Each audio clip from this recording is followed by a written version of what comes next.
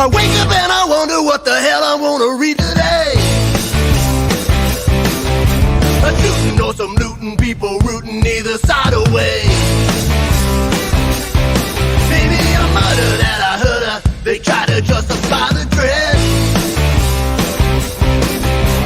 Makes me wanna turn around, drag myself right back in bed.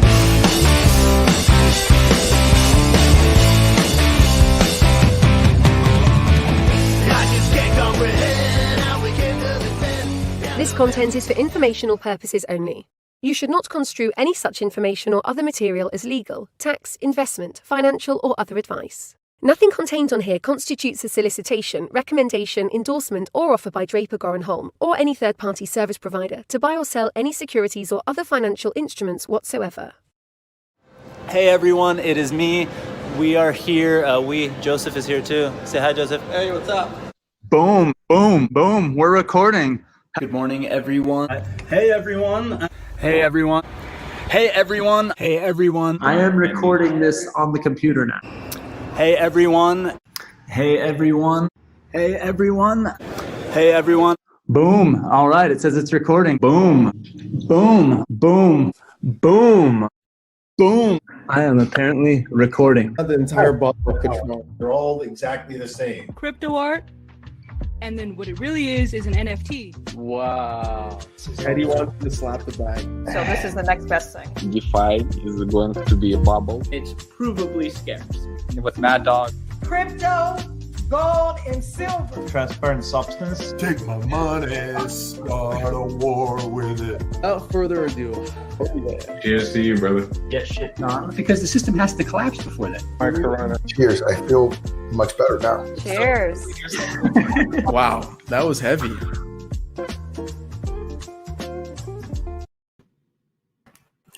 Boom. Hey, we are live.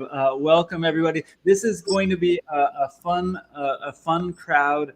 I've known Ryan for a long time. I've known Lou for a long time, and just getting to meet Miss Teen Crypto. So very excited to have all of you on. Welcome. Before I jump in, oh wait, always have to add this thingy at the bottom because that makes it just look cooler.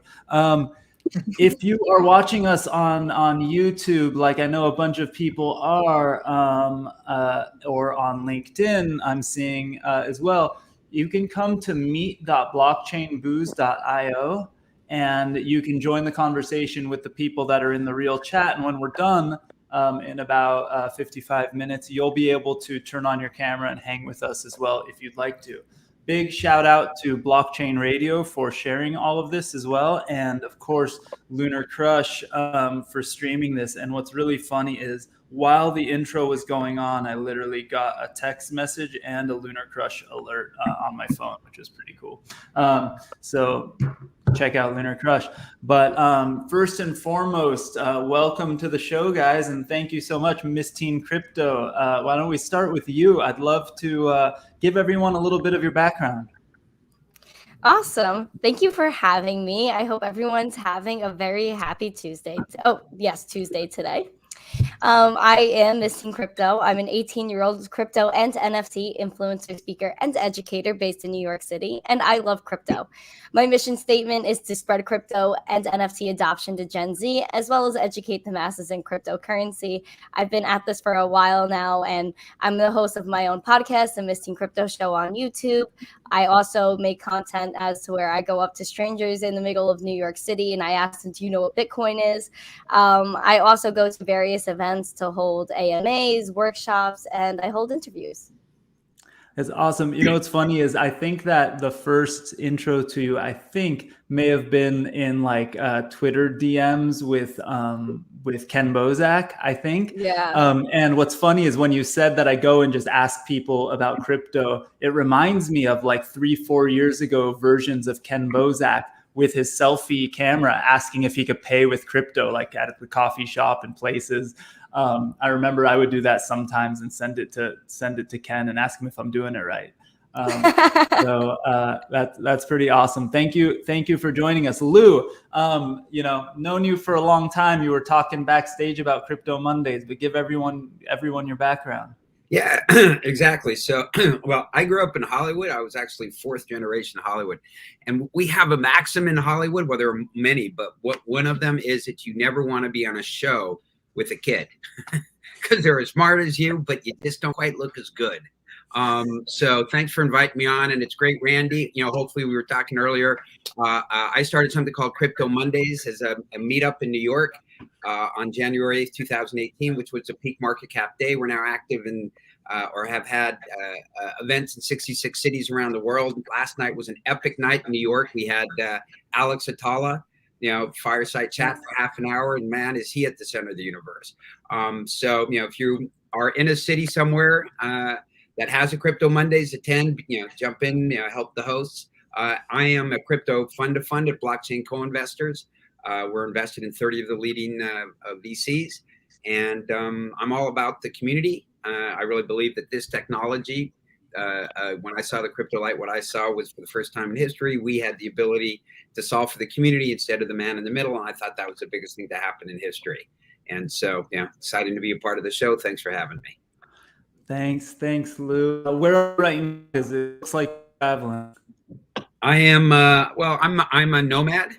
So I am always traveling. Right now in a hotel, a nice hotel, Michelangelo in New York City. Okay, so you're Nice. in New York. So Yes. so yeah, you and Miss Team Crypto are in New York. Ryan Awesome. and I are in Southern California. So I know Ryan because we worked for a while out of the same co-working space, and we got to become friends there.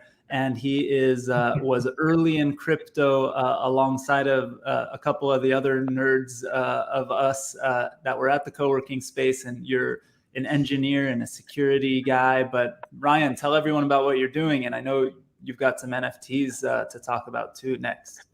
Well, what I'm doing, let's see. I just got brought on to a team called Enchanted Valley that's doing some really cool stuff. I do a Web3 security and app development. I audit smart contracts, and I just audited one for an NFT project called Poppables. And I'm doing some really cool stuff with AI that Alon knows about, that we chat about.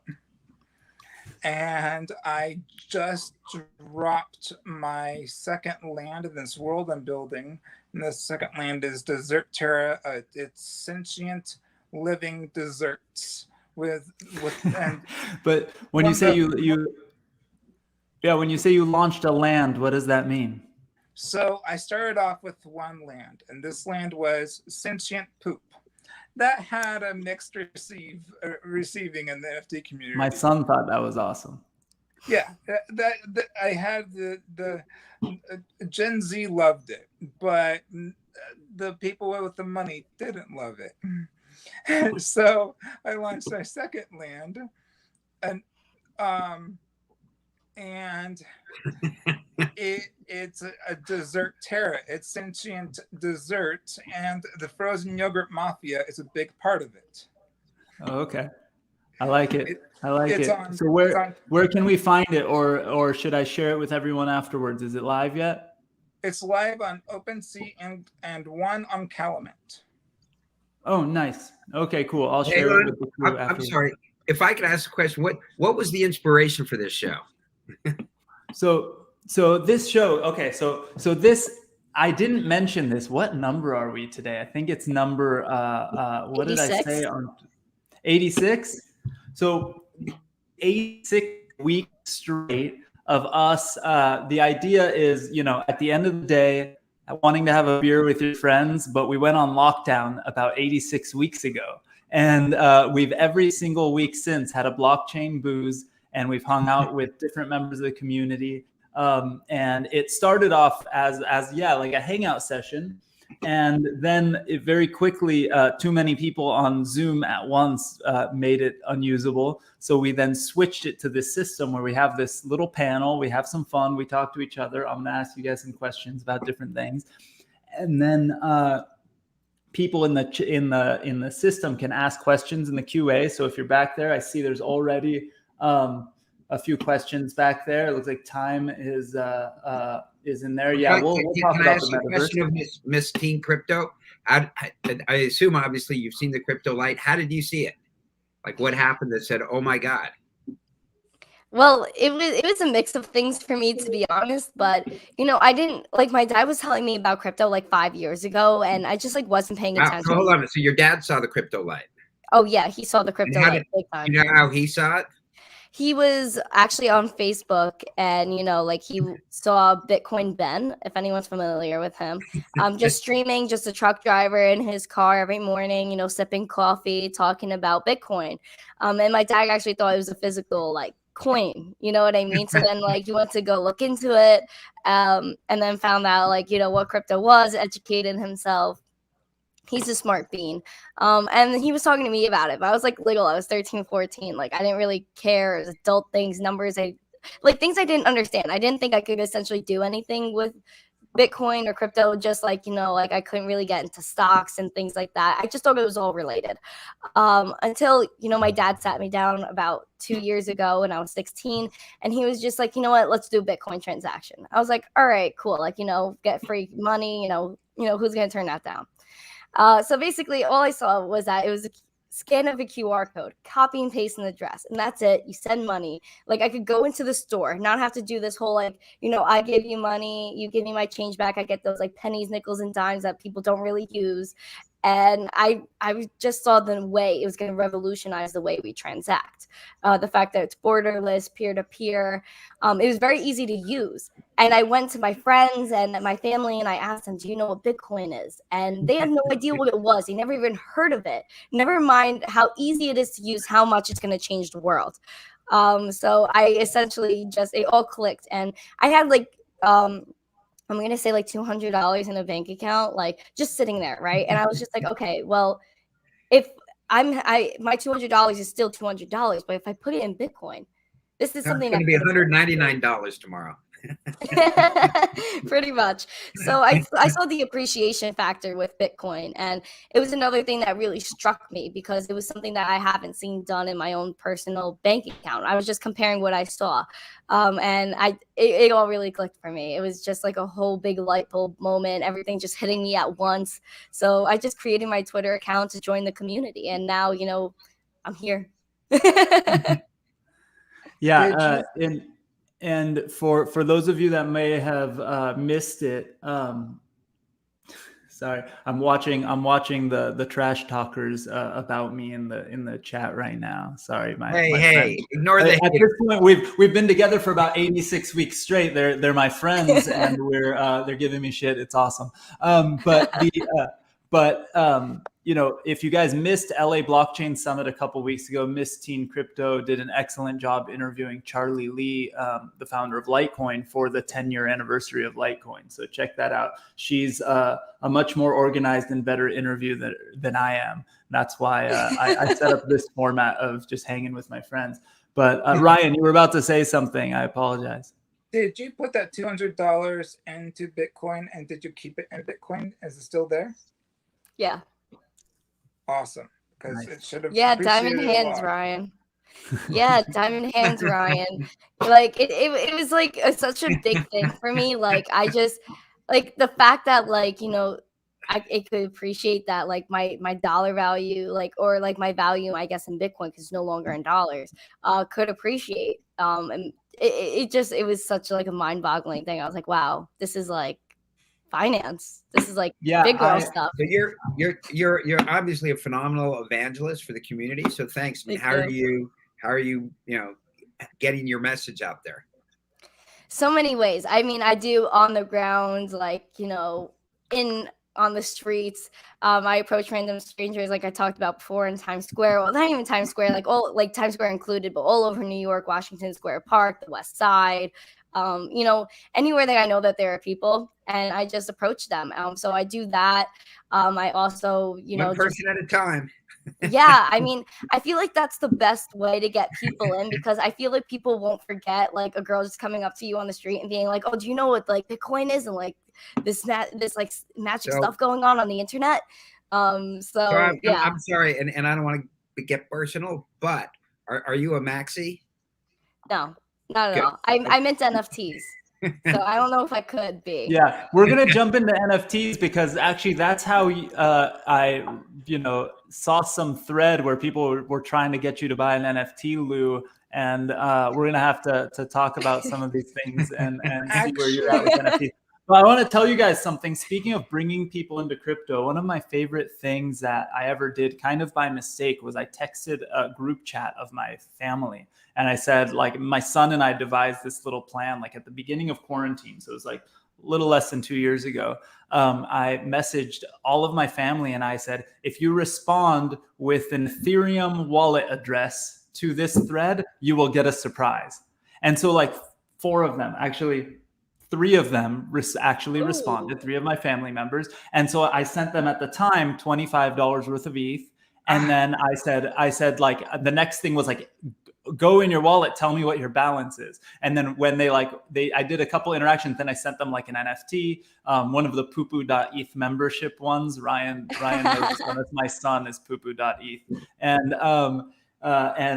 then I challenged them like to a few different things and did it. But what's crazy is that $25 worth of ETH at the time, not including the NFTs they got and things like that, it's worth almost $250 today, right? Like, and I keep in my Zerion, I actually have, I don't want to show you because then you'll see other stuff, but like I keep a watch list of all of their wallets just so that I can remind them. That's hilarious. But it was the best way to actually get them to participate. Exactly. I did give everyone 1 year for Hanukkah. We celebrate both Hanukkah and Christmas. Like my side of the family celebrates Hanukkah. My wife does Christmas. And for Hanukkah, I gave everybody, I think it was 20 or 25 bucks worth of Bitcoin that 1 year. But I wrote down by hand the seed phrase of the wallet, or actually it was the key for the wallet. And I just wrote it on a slip of construction paper and I put it in their cards. And when anyone asked me what it was, I said, figure it out. And like halfway through the dinner, my nephew, he's now 18, but at the time he must have been 14 or 15, screamed out like, no, it must have been 13 or 14. He screamed out, it's Bitcoin. And like totally like, everybody started then trying to figure out how to use the key. It was really cool. But with the holidays coming up, everyone should do some things like that with their families, get them in. Yeah, so that's awesome. Yeah, it was fun. People in the chat, give us ideas of things you may have done or things we should do for the holidays. I have some ideas for potentially some holiday NFTs for everyone in the sort of blockchain booze family. But Lou, so this bringing you on today started with a little bit of an NFT thread. I know Miss Team Crypto and Ryan are both super into NFTs, and so am I. Who's not into NFTs? Have you participated yet? You're a maxi. I bet you. Actually, knowing you, Lou, is your son super into NFTs? Is there some what? Is your son super into NFTs? I know we hung out in LA that one time. We talked about it. No, my son is now working with me. He's blogging, coming to Crypto Mondays and helping with that. And I'm paying him, and I gave him the opportunity to get whatever percentage he wanted in cash and whatever he wanted in Bitcoin. So he'd start using it. And what he got in Bitcoin, I would bump by 5%. So he took 50% in Bitcoin and 50%. He says, well, Dad, how do I get a wallet? I'm like, hey, how do you get a wallet? Have you heard of Google? So, he goes to Google and he types in and he ends up with a MetaMask, and he sends me his MetaMask address, except for, and I send him the Bitcoin, but the MetaMask does not accept Bitcoin. Right? That's the point of time where we're at, that it's that hard. So are you a Bitcoin maxi? No, not at all. I mean, I am of the belief that nobody knows anything.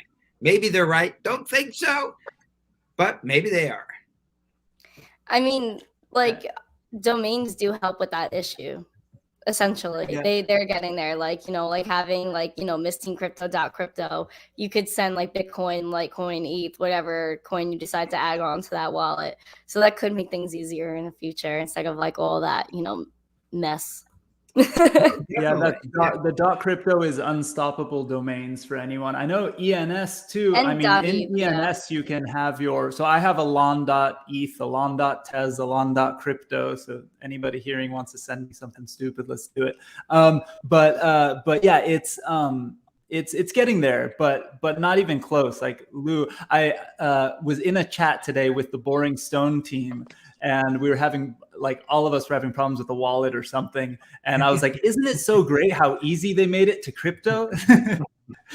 But I mean, but these are funny things that some of the problems we're having when I was the first analyst at a bulge bracket firm to pick up AOL in '95, and the stock went down 30% the first month because they had too many customers and everybody was getting a busy signal. And I feel that's now, I'm seeing that same thing now with ETH.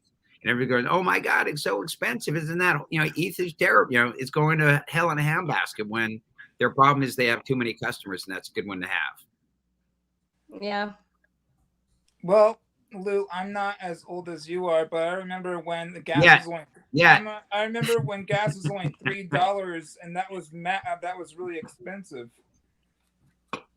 Well, yeah, that was the thing. Is I remember talking about this. I talked about this with Ryan back in the day. Many people, of course. But like I go back to, I said it like this: back when Ethereum transactions would cost 50 cents, $1, $2. I remember going, just pretend like you're a 12-year-old version of yourself again. You're trading a baseball card or a comic book in your friend's garage or something, which is, what I would do. And Ryan knows Gary. Gary and I used to trade comic book cards, right?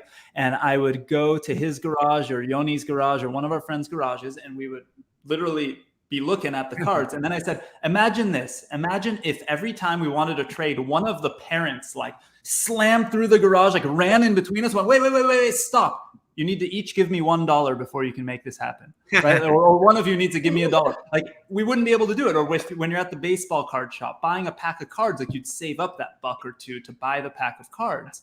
Now, or buy the comic book, right? And now think about like trading crypto or trading NFTs on Ethereum. Like, I literally paid a transaction fee today that was like embarrassingly huge. Like, it was like probably got into the thousands of dollars. Like, insane. It's really stupid. It's really, really dumb, and it keeps people out. But it is crazy early, and it's still amazing. It's amazing, but it's also insane. Yeah. I paid $400 in transaction fees to post my stuff on OpenSea, and $1.50 on Calumet. Yeah. Ryan, have you been to a Crypto Monday LA? Yeah, you have. The crypto, you were at the one that was at the bar that I spoke at. Remember, weren't you at that one? Yeah. That was fun. And Gary, you go find a friend of his. They got a great crew. The guy now, one of the two guys that runs it has a super hot NFT company, Charged Particles. Yeah, I wanted to. I'm gonna be hanging out with him soon, I think, because he spoke at LA Blockchain Summit. We were texting each other. But also, Mike still one of the organizers? He was great. At one point, he organized a bunch of the events too. This is what I mean. So many amazing stories from Crypto Mondays, but I met Mike. He emailed me, said he was at Crypto Mondays Los Angeles. It was just him and one other person. Could he take it over? I said, sure you can. I mean, we're decentralized. I run New York, and what happens elsewhere happens elsewhere. And so he said, well, can I talk to you? I said, sure. So we had a conversation, and he said he just moved to LA. And I said, where were you before LA? And he says, oh, I was in prison for 5 years. He had run a Silk Road before Silk Road. And they picked him up in Colombia. Yeah. Yeah. And he what's funny is he brought that up to me the first conversation, because I think he didn't want it to come out of somewhere else or whatever. And he was a great guy. He invited me. He was an awesome guy. I hung out with him a lot when I went to LA. He moved to Santa Barbara. Oh, he's in Santa Barbara? Ooh. Yeah. And he's running Crypto Monday. I live right in between. Yeah, I live right in. Ryan does too. Right in between Santa Barbara and LA. And if I given the choice ever, drive north or drive south, north is always Westlake. Always the one. What was that? You said like Westlake? Yeah, I live. Near Westlake and Thousand Oaks, and Ryan does too. I won't say specifics. Yeah, I grew up in Sherman Oaks. Sorry about that. Yeah, you were down the road. Oh, no worries. We're so used to things like that, so it's just the screen shuffles a little. It's all good. So what do you want to do with Team Crypto? Like when you look out, what do you want to be doing for the community? Honestly, anything and everything. I'm so passionate about this space that, I really love doing workshops. I love doing hands-on things like that. I want to be like the Melton Demirars and all the amazing women that, appear on CNBC, Bloomberg. My friend NFT Ignition, Danielle, she was on Bloomberg today, which was freaking insane. He rocked it in front of Congress, man. Yeah, like I'm just so excited about this space and the potential it has that I just want to cover all bases, do interviews, do workshops, make content. Met who? Melton. No, I haven't. Okay. I missed her at NFT NYC. I was like going on my way to go see her, and then I got like pulled to do something. It was just craziness. But like I really do want to meet her one day. Like she's definitely on my list. So it's awesome. So Lou, yeah, we didn't get into, do you have any NFTs yet? I know you're an investor in the space. You're an investor in a bunch of companies in the space. And yeah, no, I'm buying NFTs. I'm going in deep. I mean, it's right. It's the communities are what what I think are awesome about the NFTs. I actually minted my first NFT.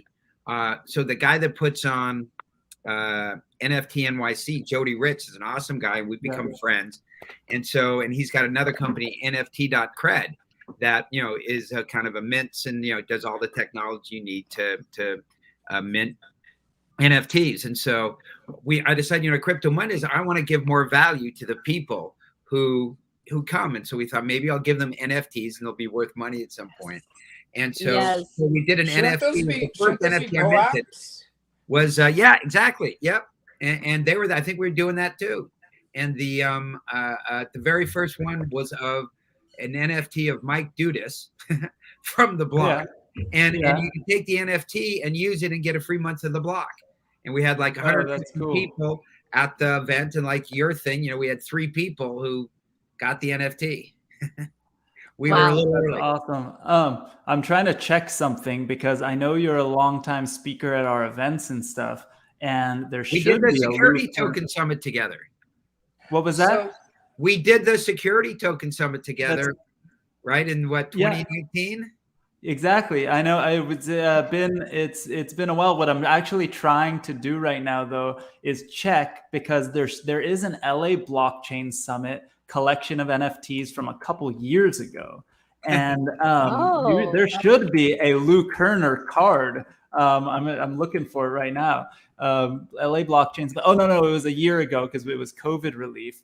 Now I'm trying to see here if there is a Lou Kerner card and if I own it or who in the community owns it. Dang it, I can't find it. All right, we're gonna have to find it afterwards. Might be the first Lou Kerner focused NFT out there. But what's your favorite collection? You just minted something. Is there other than the your own? Is there any that are outside of your own NFTs that you love, Lou? Have you gotten Ape or a mutant or any of these? I'm talking to a friend of mine tomorrow. I think maybe the guy that runs Crypto Monday Paris, which is, I've been to a lot of them around the world. Paris is the best. They have it at Station F, which is a sick place. And anyways, Michael just bought a Bored Ape, and he wrote a whole post on it, a thread, and it totally blew up. And so you're gonna hate me for this, but Bored Apes are overrated. How dare you? I'm wearing my striped shirt. I know you are. He's a boring stone, Ryan. They're overrated. I mean, do you want? Because honestly, I would like to know why. Yeah, go. Everyone who owns a Bored Ape is usually mainly they're boring. Not to discount you, Alon, you're actually fun, but most of them are deep into finances and all they care about is the money, unlike others in NFTs who really like the NFTs, but these people just buy it for the money status. Well, it is. You know what's funny is I joked with Joseph, my partner, because Joseph is, likes to dress fancier than I do. He'll wear the suits and everything to the crypto events, and he has like a couple of nice watches, right? And I always gave him shit because I was like, dude, my phone tells me what I don't need a watch. I always was the guy making the stupid jokes, right? And then finally I got an NFT that was worth quite a bit of money. My ape started being worth something. I changed my profile picture, and Joseph told me, he's like, I just don't get it. I was like, yeah, it's almost as stupid as putting on an expensive watch. And that was my fun, like it was like my favorite stupid old man joke. But it's So kind of Mr. true. Like Crypto, it's worth too much. Yeah, I want to ask them, Ms. Crypto, when you use the word community, what do you mean by that? What does community mean to you? Community, depending on, I get like the NFT community or just community in general. Just the broad word community. Community to me means a bunch of people coming together with the same ideologies for a good cause.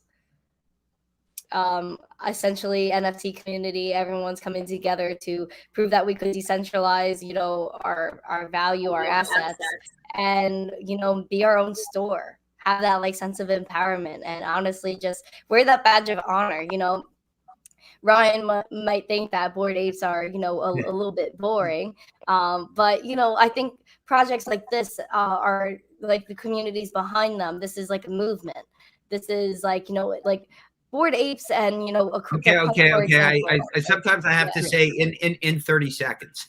No, it's for community is a movement. It's a bunch of people coming together. Rock and roll. If you think about, you look at Bored Apes, Ryan, here's why I don't think Bored Apes. Let me just finish the thing about community just for 1 second, Okay, because that's also kind of my rant, is to give everybody kind of a common, and it doesn't have to be mine, but it should mean, because when we use words, it would be helpful if it meant the same thing to everybody. What I believe a community is it is what Ms. Teen Crypto said, but what I think is even above that, which all community stuff is ultimately a community is an ecosystem where when it works, everybody gets more out of it than they put in. And it's magical, right? Yeah. And that's the whole thing. The people in the Bored Ape Club are getting more out of it than they put in, and it's magical. You could give a fuck about whatever the hell they're getting out of it, man, but they're getting magic. Look at this guy. It's the best thing I think that probably ever happened in his life. Top 2. But wait, I have 2 kids. Top 4, 5. Okay. I'm just kidding. But really, I bought this striped shirt because of my ape. No joke, right? And I got my ape because he looked like me. Like he's wearing the glasses that look like mine. But something about the ape got me excited. When Jason, who's been on this show, and Bored Becky and Danielle, NFT Ignition, shout out to her for being on Bloomberg. I think it was today or yesterday.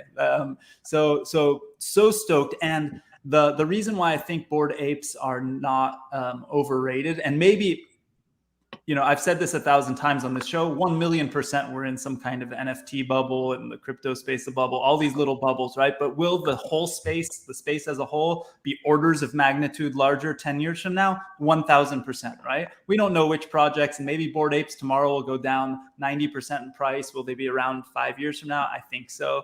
And all these things, right? But I don't believe it. I don't think it'll happen in the same way. But the reason why they're not overrated is community. And for the reason that Lou is saying, but also you just watch the community. You've never seen such aggro, excited people ever whenever something is going on. You saw, we were at LA Blockchain Summit, virtually for 4 days straight a couple weeks ago, and everyone was in New York for that event. But you know how many texts I got, how many videos I was getting from like the Bored Ape party and from all of the different things going on. And it's not just apes, then it kind of extends to mutants, then it extends to other groups, right? Like the 2 communities I other than Boring Stone that I participate in the most is the ape community in the NFT world, and the Fame Lady Squad community because of my daughter.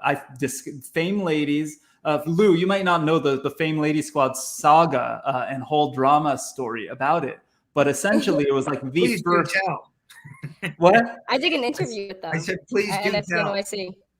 Oh yeah, so Miss Teen Crypto knows we had them on Blockchain Booze pretty quickly because it was the first female-led NFT project, and I grabbed my daughter and I was like, you got to check this out, and she loved them, and I minted a bunch of them, right? And then a week or two later, there was a bunch of sort of copycat different female NFT things. Something was in the air. They were all happening at once, just like it normally does in startup land and crypto land. But then everyone started realizing that a bunch of the projects were like the same 3 or 4 Russian dudes that were launching all of these projects, basically, you know, pretending they were something. Who knew? Come on, say it isn't so, Alon. Yeah. So yeah, in crypto, right? Like Miss Teen Crypto, did you have a favorite thing, a highlight of NFT NYC? Honestly, there was so much. I interviewed so many people. I interviewed Fame Lady Squad, Will Entrikin, the author of ERC 721. I spoke for 10 minutes. I met Gary Vee for a solid second. I met so many people. Like, honestly, I had a really great time. There's not one thing I can nail down because all of it was so exciting. But the people are probably my favorite thing, just meeting people. Okay, Alon, you made a good point. I guess overrated is the wrong word. I guess just financial.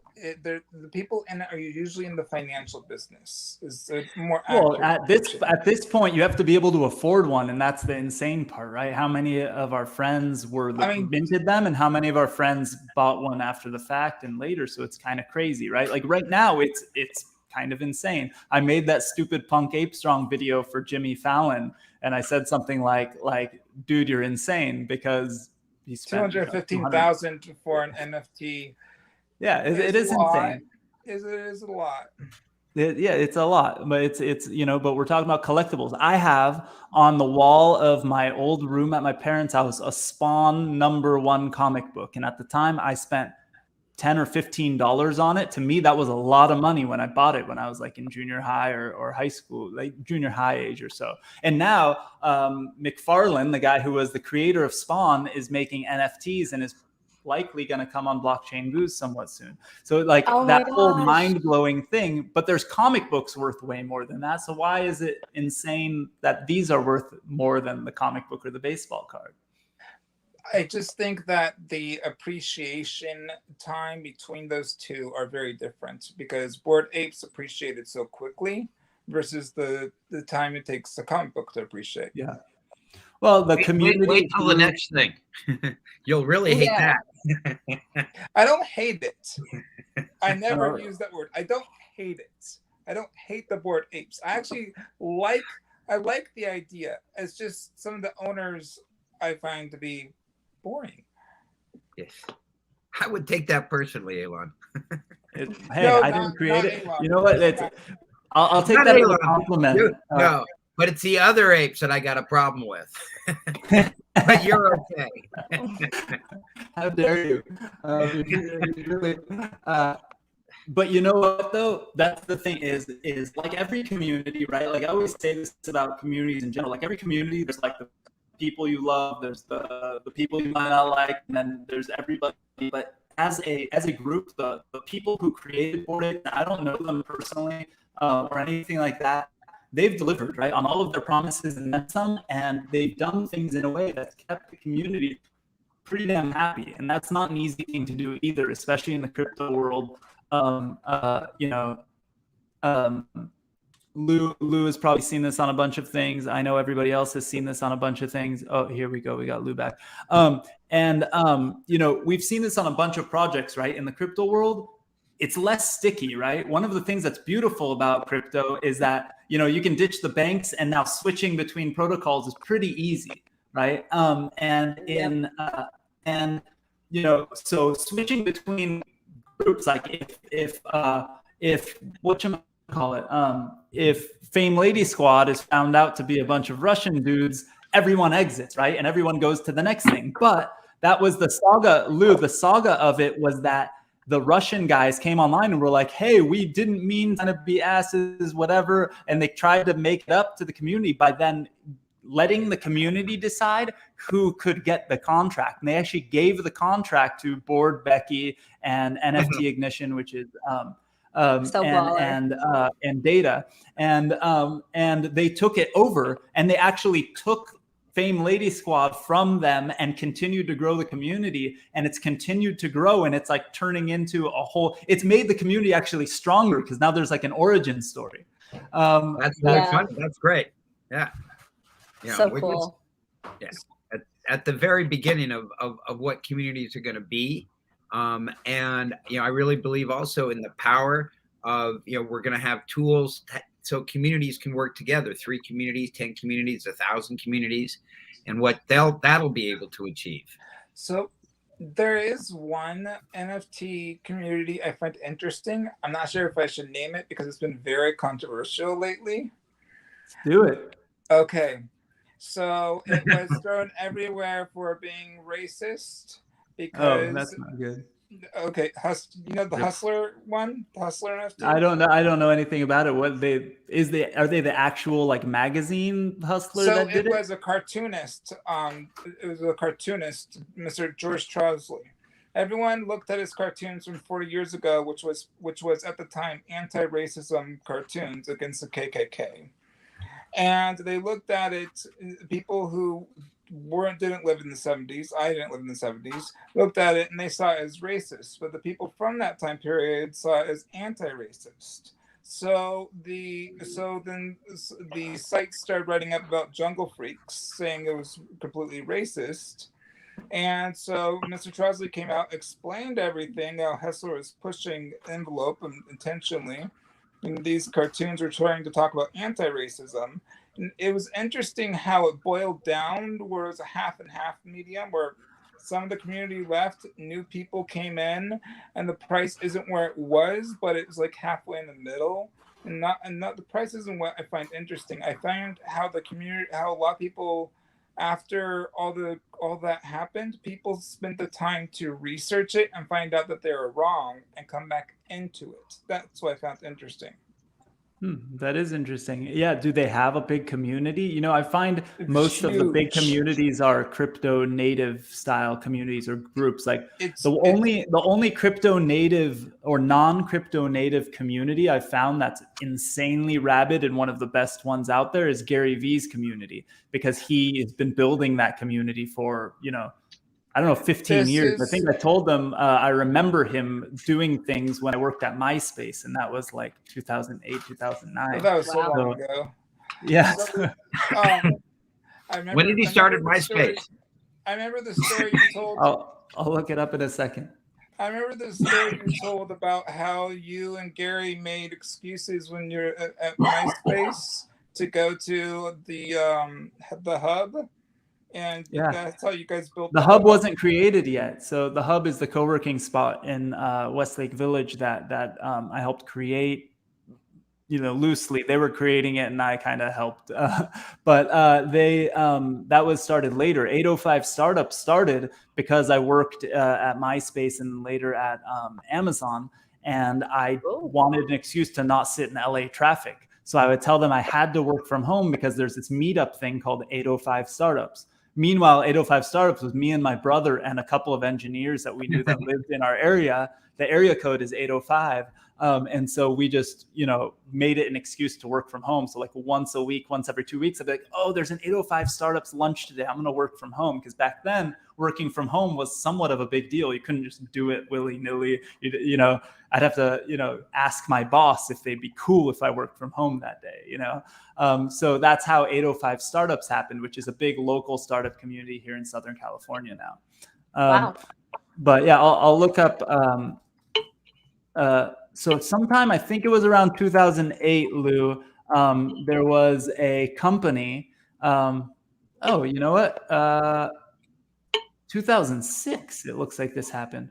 Dang. So around 2006, I started working at MySpace. A company that I knew the founders of called K Solo started the first internet karaoke company. So think about this. Right now, it sounds like the easiest, simplest app on the internet. Like you see the lyrics to a song, you sing along, it records you, and you have a recording of yourself singing that song. Back then, they had to build like custom technology. It was like real tech. And then they had to have dedicated servers and things like that. I think when I started, they had like 18 dedicated servers. Yeah, just the idea of a dedicated server. Like punch cards.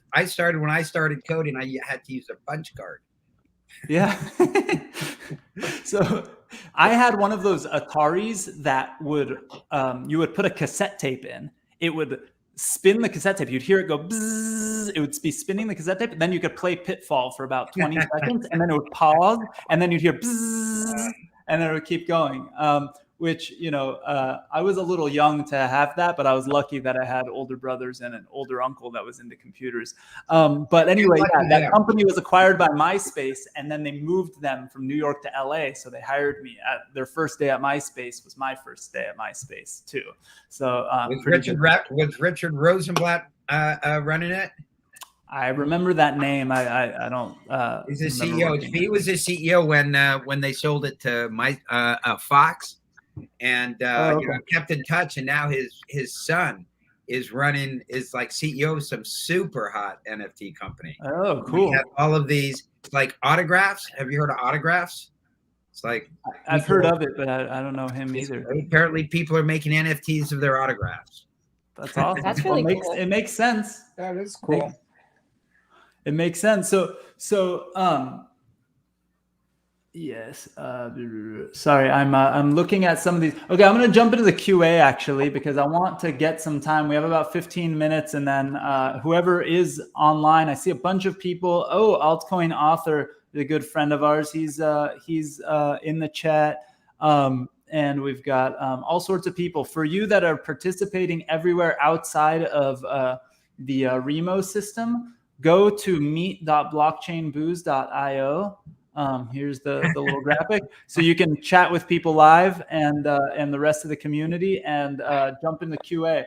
So, all right, I want to. Ryan mentioned the metaverse earlier. I'd love to get you guys' feelings. There's just somebody asked, "Are we going to talk about the metaverse?" So I'd actually love to hear your guys' feelings. And are you playing around, Ryan? Other than your own, what are you playing around? Oh my gosh. I know a lot of secrets of many companies that are doing metaverses, and I'm not going to spill them, but every single one is amazing. All right, so you across the board, you like Miss Team Crypto. Are you playing around in Decentraland or a Sandbox or any of those?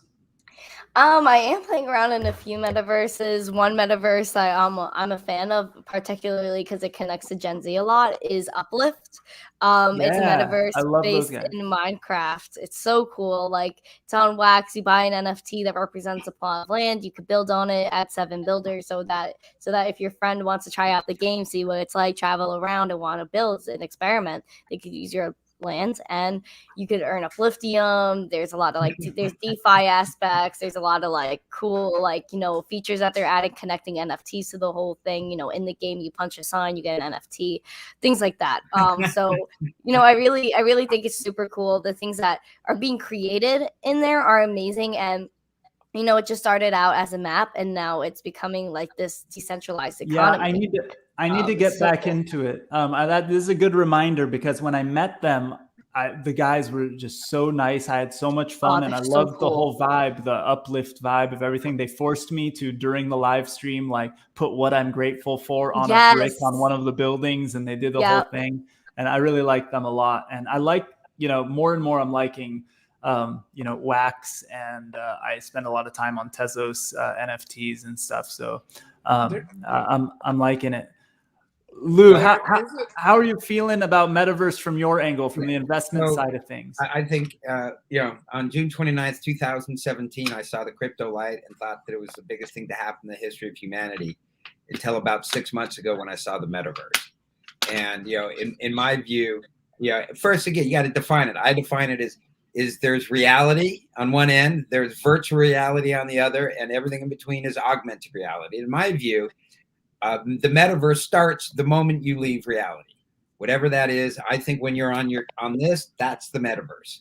You're spending some part. It's not fully immersion, and I think every day humanity is spending more time in the metaverse, and every day it's more immersive. And that's the massive trend of our lifetime. And I also believe, but last thing, but I believe that we are in a pitched battle. The battle of our lifetime, truly, is for the soul and control of the metaverse between the community and FAMGA, Facebook, Apple, Microsoft, Google, and Amazon. So honestly, the best way I describe metaverse to people who don't know what that means is, I describe it as a massively multiplayer online real life game. Yeah, but most of the people who won't know what a metaverse is won't know what a MMO is, right? MMORPG. Well, they know what reality it's an is. RPG, but you take out the P and put it in life. Yeah.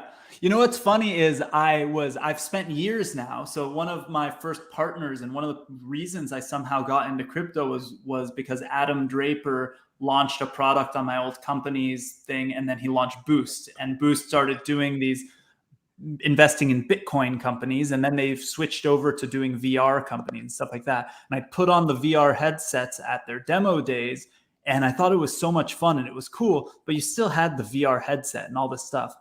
And the thing that really turned the corner for me on the metaverse, because I always was thinking in my mind, like, oh, I'm going to need a VR headset. It's not going to be as fun just using it on the computer or doing whatever.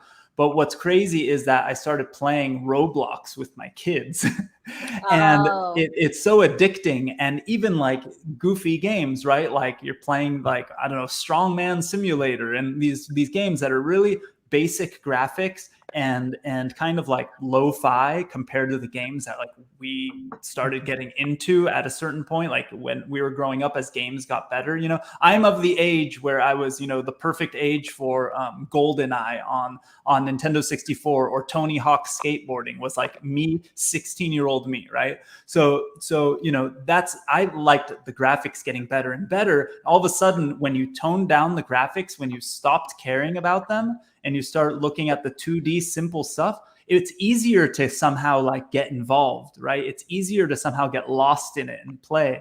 And I find playing on Uplift in the sort of I keep wanting to say Roblox, but what's the Minecraft. In the Minecraft world, or playing around lately a lot in Decentraland. The graphics don't need to be good. It actually is easier, and I enjoy it more on my laptop than I do or on the iPad than I do with you know, whole headsets and things on. I don't know. I guess it just depends on the metaverse, you know, like what you're using. Oculus rocks, man. I need to try it and spend more time, but I just don't see enough people getting so all into it quite yet. And I almost like, I don't know. It's kind of like look back in the day at MySpace and then Facebook, right? MySpace let you do whatever you wanted, right? They let you create crazy graphics. They let you take over your own page and let your freak flag fly. But actually, what I kind of learned and realized, there's some psychological need for all of us to be on a more level and even playing field, right? And Facebook came around, and to most people, Facebook was super boring compared to MySpace. But Facebook just annihilated it because of the fact that like it wasn't noisy and annoying. And I clicked on Lou's page, I knew exactly what to expect. And Lou's page looked like my page, just with a different profile picture and a different name, right? Like there is a psychological need to belong and have that playing field. And I think that too much graphics, too much stuff might get in the way. So in my view, just FYI, having been there, running Bolt, which was the largest social network before MySpace, and we were actually in the process of getting bought by MySpace when they got bought by Fox. But in my view, the social media started the day that Facebook introduced the news feed. And then instead of you having to go to everybody's fucking page on MySpace, right? Their pages came to you. That was the major difference. You know, if MySpace had done that, they would have been Facebook. No, I mean, they had the news feed pretty fast around the same time. They did not have the face. They did not. Go back and look. No, it was pretty. Now pathetic. I'm gonna have to look. Yeah. Maybe by the time I was working there, it was hard. It was hard. Stuff wasn't composable then. Yeah, want to do something like that? Okay, we get started from scratch. I remember my partner at my last company was the chief performance architect at MySpace. So he's in charge of keeping the most trafficked website on the internet online, which is not an easy job. It was kind of crazy. So it wasn't as easy to launch stuff and move stuff around and display things. It was crazy, right? I'm looking through the questions. You know, actually, this is a great one. It's directed towards Mischine Crypto. Surprise. You know, I think this is, you know, young people don't have a lot of disposable income, right? Like they're not, they can't spend the hundreds or $1,000 on an Ethereum transaction like some idiots. So you know, how are they, you know, what do you see, I guess, from how much they're participating in the space? Are they participating a lot? Is there a hesitancy because there's a high barrier of entry, or are they just doing other things? They just using Bitcoin on Cash App or playing on Wax? Like, how do you see it with your peers? I see a lot of people attempting to get into Ethereum NFTs. It was so funny that you bring this up, or that someone that asked brings it up, because a few days ago I got a text from somebody that I knew from like middle school. They're like, hey, you know, I just like got some ETH and I want to buy some NFTs. I'm on OpenSea. Like, what do I do? So, you know, like that, like they're starting to get in. Of course, gas fees. That's always kind of a negative. It's always kind of like like a little wrench in the process, and it could, like, you know, deter people sometimes. But I guess that's just because of lack of knowledge. Like, why is there a gas fee? Like, people don't understand, like, why. Like, the kid literally said, "Why is there a gas fee?"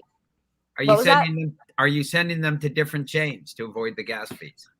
Well, I always tell people about Wax, which is the platform or blockchain I've been minting on since November 2020. So before like this whole big NFT boom, I've been minting NFTs like a crazy person. And I really love it because you can truly have a $1 NFT. I literally, if you guys visit missteamcrypto.com, check on the NFT page, scroll down a little bit, you'll see graduation day 2021 to celebrate my high school graduation back in June. That was a $1 NFT that's still available. That's possible on Wax. A 1 cent NFT, which my friend has done, is possible on Wax. So, you know, it does bring in that factor, like, yeah, because there's a lot of DeFi, there's a lot of games that are going on Wax now. So many things that are possible that wouldn't be possible on Ethereum. For example, you know, as a collector, like or as a creator, I guess. So by the I'm way, a big fan of Ethereum. Crypto Monday New York 2 weeks ago, we had William Quigley, who's the founder. No way. Yes. No way. Yeah. Oh my gosh. And he's the man. Have you ever seen him talk? No, I missed him at NFT. Crazy smart. I'm so upset. Yeah, no. Have him come back. Let's all do maybe we'll do a show. Me, you, William, and Melton. Make it happen, Lou. Make it happen. I'll come to New York for that. Yeah, and we'll get Jody on there. We'll get Jody Rich, Sir NFT NYC. We'll get him on there. I actually saw the crypto light on June 29th, 2017. During a conference call I held on ICOs, because I was trying to understand what was going on, and Melton was one of the speakers on that call. Wow. Such an icon. Awesome. Oh my gosh. Yeah, she's around, man. No, she's awesome. Yeah. Hey, that is really sick. Quickly before we have to go, I've seen a couple mentions on here. Lou, in the chat and in the QA, a couple people have mentioned congratulations on crypto SPAC. Do you want to talk about that? Is it something you can talk about? Yeah. No, okay. I mean, it's happened. We raised. I got an email yesterday saying that there's $306 million sitting in our trust bank account that we now have in the public shell, and we are seeking a merger partner in the blockchain world who should be public. And now that company, if they should be public, if they want, they can start like a 9-month process like we went through and spend a lot of money and spend a lot of brain power talking to lawyers and bankers instead of building shit. And, you know, and then at the end of that 9 months, maybe they can go public, maybe they can't. But now with us, boom, we're public and off to the races. So, you know, it's this whole thing that's happened in financial markets. There are lots of these SPACs around. We're the first one to be crypto native. So that's awesome. Yeah. And Lou is just, you know, I guess we had the investor disclosure on there and stuff like that, but Lou. No, this is no investment advice. Yeah, no investment advice, all that stuff. But I think Lou is amazing. He's one of the few people in this was here in the space early, you know, at least I remember meeting you at that 2017 time when you were here, and you understand the public finance world and technology world better than all of us probably.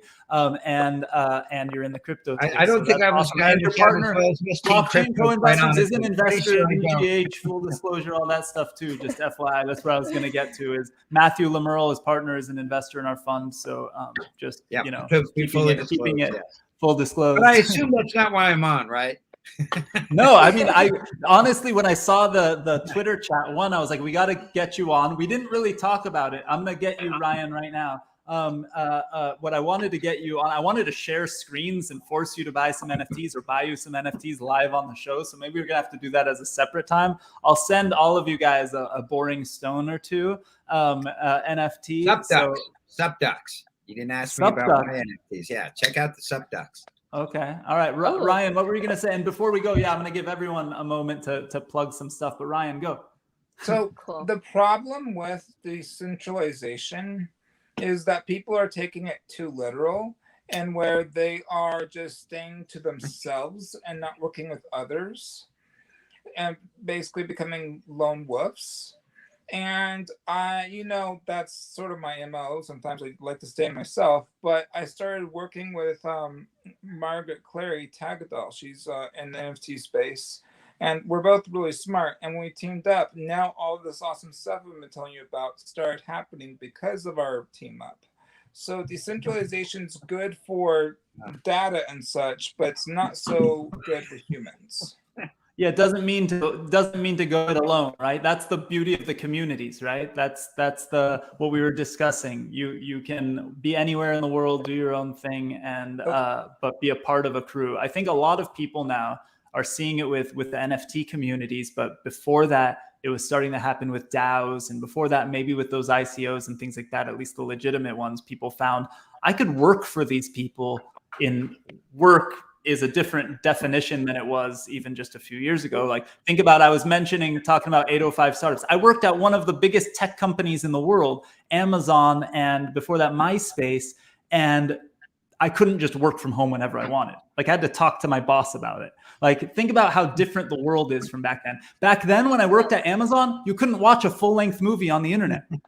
You couldn't, unless you illegally downloaded it on your computer. Gosh. Hold on. So Miss T Crypto, if you want, Miss T Crypto. So, I've been running the crypto meetup in New York. We have over 6,000 members. And I tell you, it's awesome. And I'm like handing it off. So come to next one and be part of the crew that takes it over. And drive the community forward, right? I think when communities work, they evolve, right? They don't have one guy kind of running it for too long, right? It should evolve, new ideas. So you can't be in every city around the world every Monday night, Lou. Right. But Crypto Monday Brooklyn just started. That's awesome. Williamsburg Hotel. That's a sick hotel. The woman who owns it, Toby, gets the crypto light. So she loves having the crypto community there. And that's just going to happen more and more and more. That's so exciting. That's so cool. All right, in 2019, we're gonna connect. We're gonna connect after this. So you guys can do that, or we have all each other's emails that are on stage. Everybody, quick, let's do like just a speed round of where to find you and where to follow you, so we can keep it going. And then whoever's online, I'm gonna do this one more time. I know it's annoying. Meet.blockchainbooze.io, so you can jump to a table and hang out. Just like those Crypto Mondays get to hang out with people in real life, we'll get to do it at these virtual tables, which is really fun. 10 seconds, please, Alon. Yeah. Lou, if you don't want to buy an NFT, come to Free NFTs Club on Clubhouse every Monday at 3:30 p.m. We get people from auction houses and stuff giving away NFTs for free. That's awesome. Say that again. Free what? Free NFTs Club on Clubhouse. 3:30 p.m. to 5 p.m. Pacific time. That's awesome. Ryan, where else can everyone find you? Twitter, Zuda's World. Clubhouse, Twitter's World, Zuda's World. Instagram, Zuda's World. Basically, Zuda's World. And awesome. Zuda.eth. Zuda.eth. Awesome. Miss Teen Crypto, where is the best place to find you and follow you? Everyone can follow me on Twitter, Instagram, TikTok, all at Miss Teen Crypto. YouTube, look up Miss Teen Crypto, hit that subscribe button for the Miss Teen Crypto show. Also, if you want to find all these links and the link to my Telegram group, which I give away NFTs away all the time in there, visit missteencrypto.com. Scroll down the homepage. All my links are there. And if you want to check out my NFTs, don't hesitate to click the NFTs section up top and see all my recent drops and all the collectibles out right now. Awesome. And thank you so much. And Lou, other than Crypto Mondays, where's the best place to find Kerner, you? Loukerner, everywhere. Everywhere. There's not another Blockchain Co-Investors, Crypto Mondays, Crypto Nomad. I'm sure I'm going to start traveling again to events, so we're going to be hanging soon and having a real life beer. I can't wait. Thank you. Yeah. Thank you everyone for joining. And I really, really appreciate you and everybody in the chat. I'll see you at the tables in a few minutes. Thanks everyone.